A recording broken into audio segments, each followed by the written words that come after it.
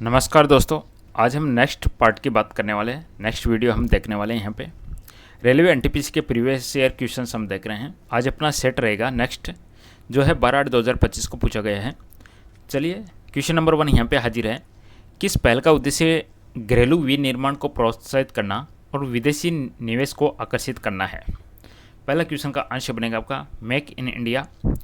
कौन सी पहल है जिसका उद्देश्य जो घरेलू मैन्युफैक्चरिंग है उसको प्रोत्साहित करना है और जो विदेशी निवेश है जो फॉरेन इन्वेस्टमेंट होता है उसको आकर्षित करना? आंसर बनेगा मेक इन इंडिया। नेक्स्ट यहाँ पे क्वेश्चन नंबर 2 है। भारतीय राज्य सरकारों में राज्य मंत्रिपरिषद सामूहिक रूप से किसके प्रति उत्तरदायी होती है? तो राज्य सरकारों में राज्य मंत्रिपरिषद सामूहिक रूप से राज्य विधानसभा के प्रति उत्तरदायी होती है। क्वेश्चन नंबर 3 है। नया भारतीय पतन विधेयक 2025 किस भारतीय अधिनियम को निरस्त करता है? पतन विधेयक 2025 है वह पतन अधिनियम 1908 को निरस्त करता है। नया न्यू भारतीय पतन विधेयक 2025 है, यह भारतीय पतन अधिनियम 1908 है, इसको निरस्त करता है। नेक्स्ट क्वेश्चन नंबर 4 है। वहाबी आंदोलन की शुरुआत सैयद अहमद ने की थी जो कहाँ से थे? तो सैयद अहमद का संबंध है वह रायबरेली से था।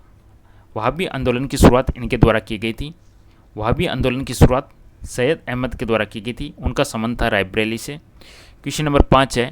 कौन सा देश है जो 90% से अधिक जेंडर गैप को कम करके 2024 ग्लोबल जेंडर गैप रिपोर्ट में शीर्ष पर रहा? तो जेंडर गैप रिपोर्ट है उसके अंदर शीर्ष पर रहने वाला है Iceland. Option number B Iceland. अगला क्वेश्चन नंबर 6 यहाँ पे है। क्वेश्चन नंबर 6 है। 1929 में बटुकेश्वर दत्त के साथ किस क्रांतिकारी ने सेंट्रल असेंबली के अंदर बम फेंका था? तो बटुकेश्वर दत्त के साथ में भगत सिंह ने बम फेंका था सन 1929 में। 1929 के अंदर बटुकेश्वर दत्त और भगत सिंह इन्होंने सेंट्रल असेंबली के अंदर बम फेंका था। क्वेश्चन नंबर 7 है। किस गुप्त सम्राट को अपनी सैन्य विजय और रणनीतिक युद्ध के कारण भारत का नेपोलियन कहा जाता है? समुद्रगुप्त को भारत का नेपोलियन कहा जाता है। समुद्रगुप्त को भारत का नेपोलियन कहा जाता है। नेक्स्ट क्वेश्चन नंबर आपका 8 है। जुलाई 2025 तक की स्थिति के अनुसार कितनी भारतीय राज्यों में द्विसदनात्मक विधायी का मतलब है विधानसभा और विधान परिषद दोनों है? तो 2025 जुलाई के अनुसार भारत के 6 राज्य ऐसे हैं जिनके अंदर विधानसभा भी है और विधान परिषद भी है। टोटल 6 स्टेट है आउट ऑफ 28। भारत के टोटल 28 राज्यों में से 6 राज्य हैं जिनमें विधानसभा और विधान परिषद दोनों हैं। अगला क्वेश्चन साइंस का है। डाल्टन के परमाणु सिद्धांत की कौन सी परिकल्पना द्रव्यमान संरक्षण के नियम को दर्शाती है? द्रव्यमान संरक्षण का नियम कहता है कि टक्कर से पहले और टक्कर के बाद का टोटल संवेग है आपका निश्चित रहेगा। तो इस क्वेश्चन का आंसर बनेगा ऑप्शन नंबर सी के साथ में रासायनिक अभिक्रिया में परमाणुओं का न तो निर्माण किया जा सकता और न ही उन्हें नष्ट किया जा सकता।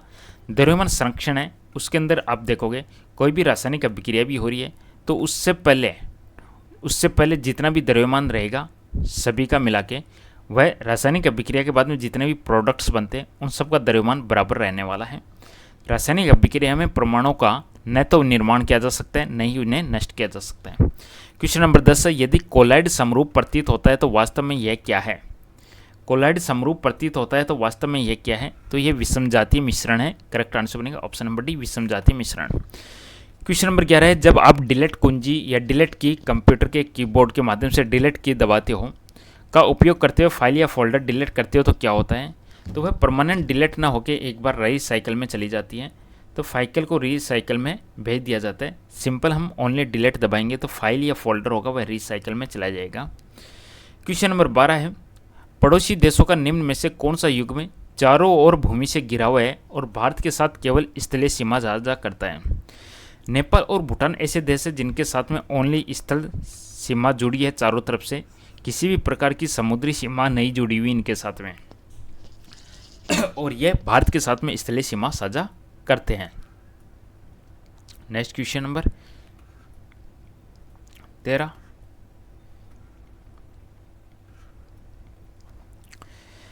अप्रैल 2025 में निम्न में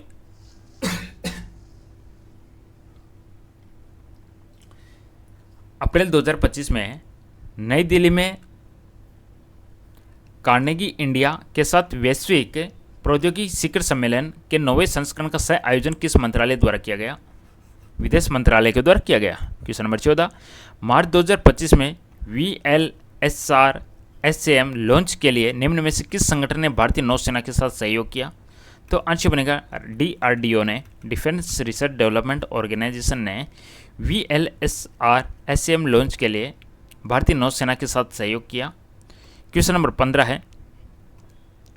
क्वेश्चन नंबर 15 कहता है कि कौन सा भारतीय राज्य चीन, नेपाल और भूटान के साथ अपनी सीमा साझा करता है? तो उस भारतीय राज्य का नाम है सिक्किम। क्वेश्चन नंबर 16, कौन सा ठोस अपशिष्ट प्रबंधन अवसंरचना का एक भाग है? तो कचरा संग्रहण और निपटान। आंसर बनेगा कचरा संग्रहण और निपटान। क्वेश्चन नंबर 17 है, राष्ट्रीय quantum mission, national quantum mission के अंतर्गत विज्ञान और प्रौद्योगिकी विभाग DST द्वारा चयनित किस स्टार्टअप ने दुनिया का पहला प्लेटफॉर्म क्यूशील्ड लॉन्च किया जो सहज क्रिप्टोग्राफी प्रबंधन को सक्षम बनाता है? इसका आंसर बनेगा QNU लैब्स। क्वेश्चन नंबर 18, किस योजना का उद्देश्य किशोरियों को सशक्त बनाना है? आंसर बनेगा किशोरी शक्ति योजना का उद्देश्य किशोरियों को सशक्त बनाना है। चलिए अगला क्वेश्चन आपका है। क्वेश्चन नंबर 19 कहता है कि उत्सर्जन को नियंत्रित करने के लिए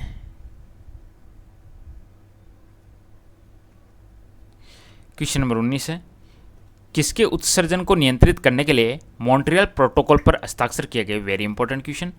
क्लोरोफ्लोरोकार्बन है जो ओजोन गैस के प्रोटेक्शन के लिए, ओजोन परत के प्रोटेक्शन के लिए CFC क्लोरोफ्लोरोकार्बन है। इसके कंट्रोल को, इसका जो उत्सर्जन होता है इसको कंट्रोल करने के लिए मॉन्ट्रियल प्रोटोकॉल पर हस्ताक्षर किए गए हैं। कनाडा के मॉन्ट्रियल में स्थित है ये। अगला क्वेश्चन आपका ट्राइसेम TRYSEM, ग्रामीण युवाओं को स्वरोजगार के लिए प्रशिक्षण, इसका मुख्य उद्देश्य क्या था? इसका मुख्य उद्देश्य था बेरोजगारी से निपटने के लिए ग्रामीण युवाओं के कौशल को उन्नत करना। कौन सा विकल्प है भारत की देशांतरी विस्तार को निरूपित करता है? तो 68 डिग्री 7 मिनट पूर्वी देशांतर से 97 डिग्री 25 मिनट पूर्वी देशांतर है। यह भारत का देशांतरी विस्तार है। भारत का जो भी नक्शा है इस तरीके से, तो इसके अंदर आप देखोगे यह 68 डिग्री 7 मिनट पूर्वी देशांतर से यह रहेगा आपका 97 डिग्री 25 मिनट पूर्वी देशांतर।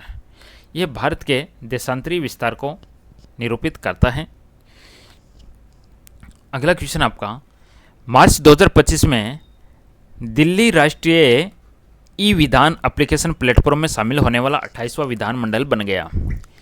ई-विधान एप्लीकेशन प्लेटफॉर्म में शामिल होने वाला 28वां विधानमंडल बन गया मार्च 2025 में। अगला क्वेश्चन नंबर 23 है। 23 कहता है कि 2025 के IIFA अवार्ड्स में सर्वश्रेष्ठ फिल्म का पुरस्कार जीतने वाली फिल्म लापता लेडीज के निर्देशक कौन है? तो लापता लेडीज है, इसके निर्देशक है किरण राव। IIFA अवार्ड्स 2025 में इन्होंने श्रेष्ठ फिल्म का पुरस्कार जीता था लापता लेडीज मूवी ने, जिसके निर्देशक है किरण राव। क्वेश्चन नंबर 24 है, overseas citizen of India, OCI की पूरा नाम है ओवरसीज सिटीजन ऑफ इंडिया, धारक का मतलब क्या है? ये विशेषाधिकार प्राप्त विदेशी नागरिक होते हैं। ओवरसीज सिटीजन ऑफ इंडिया का मतलब है विशेषाधिकार प्राप्त विदेशी नागरिक। क्वेश्चन नंबर 25, पादप का निम्न में से कौन सा भाग एंजियोस्पर्म में लैंगिक प्रजनन के लिए मुख्य रूप से उत्तरदायी है? तो इसका आंसर बनेगा पुष्प। ऑप्शन नंबर ए पुष्प है, फूल है, कौन सा भाग? तो एंजियोस्पर्म में लैंगिक प्रजनन के लिए मुख्य रूप से उत्तरदायी है, आंसर बनेगा पुष्प। क्वेश्चन नंबर 26, किसने उपन्यास गोदान लिखा था? उपन्यास गोदान किसने लिखा था जिसे आधुनिक हिंदी साहित्य का एक उत्कृष्ट उपन्यास माना जाता है? मुंशी प्रेमचंद ने लिखा था गोदान। ऑप्शन नंबर है Munshi Premchand. Next question number 27, 2025 में अंतर्राष्ट्रीय ओलंपिक समिति IOC की अध्यक्ष चुनी जाने वाली पहली महिला, सबसे युवा व्यक्ति और पहली अफ्रीकी के रूप में किसने इतिहास रचा? तो इसका आंसर बनेगा Christie Coventry, option number A. Question number 28, निम्न में से किसे मई 2025 में संघ लोक सेवा आयोग का नया चेयरमैन नियुक्त किया गया? UPSC का नया चेयरमैन नियुक्त किया गया डॉक्टर अजय कुमार को नियुक्त किया गया, doctor Ajay Kumar. Question number 29, इनमें से कौन सा एक सन 1857 से पूर्व ब्रिटिश शासन के विरुद्ध जन आक्रोश का कारण नहीं था? 1857 से पूर्व ब्रिटिश शासन के विरुद्ध जन आक्रोश का कारण नहीं था, तो आंसर बनेगा धार्मिक सहिष्णुता, ऑप्शन नंबर डी। दिल्ली में लाल किले का निर्माण निम्न में से किस मुगल सम्राट के शासनकाल के दौरान किया गया? तो शाहजहां के शासनकाल के दौरान किया गया, ऑप्शन नंबर ए शाहजहां के। क्वेश्चन नंबर 31 है, एकीकृत ग्रामीण विकास कार्यक्रम का मुख्य लक्ष्य क्या था? एकीकृत ग्रामीण विकास कार्यक्रम का मुख्य लक्ष्य क्या था?